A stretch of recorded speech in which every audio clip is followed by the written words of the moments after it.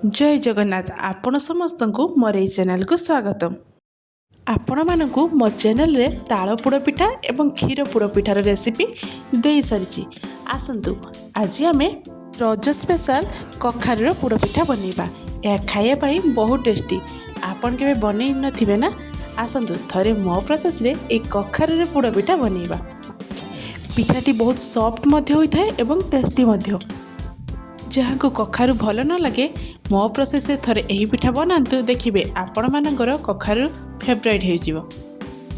तापाई प्रथमे आम 250 ग्राम कखारू को भल भाव में चुपा छड़े एमती छोट छोट कर काटि नेबा एवं ताकू भल भाव में धोई प्रेसर रे लुण एवं पानी दे सिझिया छाड़देबा। तापर मु गोटे कप अरुआ चाउल को भल भाव में धोई 4 ରୁ 5 घंटा भिजई रखी 4 ରୁ 5 घंटा पर ग्राइंडिंग जार रे चाउल एवं अल्प टिके पानी दे तार मध्य भल से पेस्ट बनई नेबा। एबे देखंतु कखारू भल भाव में सिझी जाइछि, तार मध्य पेस्ट बनई नेबा। तापर गैस रे गोटे कढ़ई बसिबा, सेथिरे 2 कप पानी देबा। तापर देखंतु मु किछि नडिया को मध्य छोट छोट करी काटि नेछि, अल्प टिके अदा को छेचि नेछि एवं तापर किछि चेरी को मध्य मु काटि रखि देछि। आमे जो कढ़ई रे पानी देइथिले पानी फुटिया परे अदा एवं नडिया को दे फुटिया पानी छाड़ी देबा। तापर सेथिरे मु 200 ग्राम रो गुड़ ऐड करिछि। आपण चाहिले चीनी मध्य देई परिबे। जदि अधिक मीठा पसंद ताहले अधिक गुड़ मध्य देई परिबे। एबे ए पानी को फुटिया पानी छाड़ी देबा। एबे सेथिरे 3टी अलैच को भल भाव में गुंड करी पकई देबा एवं आमे पेस्ट करी रखिथिबा कखारू को मध्य देई 3 ରୁ 4 मिनिट पर्यंत फुटिया पानी छाड़ी देबा। अलैच देले पिठार बास्ना बहुत सुंदर आसे।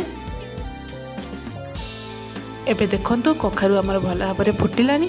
तापर सेथिरे आमे जो चाउलर पेस्ट बनैथिले ए पानी रे देई आस्ते आस्ते एमिति जंतुणी प्रस्तुत करि नेबा।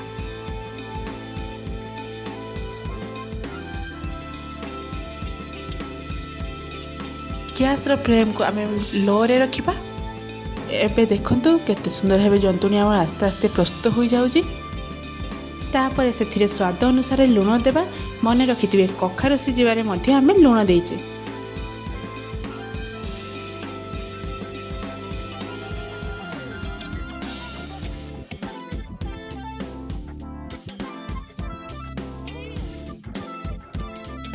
एबे सेथिरे गोटे चामच घी ऐड करिबा।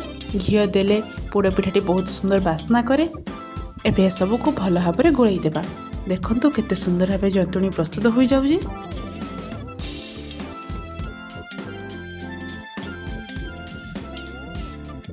एबे गैस को बंद करी देबा। तापर अन्य एक कढ़ई रे सेथिरे किछि तेल देबा। तेल को भल भाव में कढ़ई रे लगेई देबा एवं कढ़ई ऊपर गोटे कदली पत्र देबा। कदली पत्र ऊपर मध्य घी किंबा तेल को आमे लगेई देबा।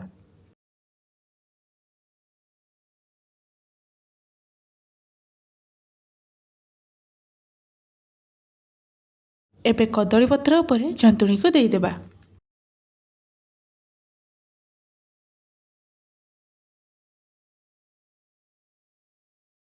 शेष रे पिठा ऊपर किछि चेरी, किछि नडिया, काजू एवं किशमिश को सजाई देबा, जहा फल रे पिठाटी बहुत सुंदर देखा जिवो।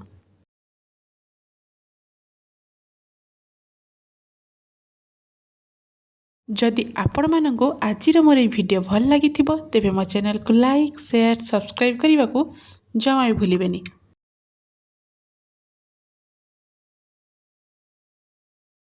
एबे पिठा ऊपर आ गोटे कदली पत्र देई देबा एवं पिठा को भल भाव में घोड़ाई गैस रे बसई देबा। प्रथमे गैस रो फ्लेम को आमे हाई रे रखिबा।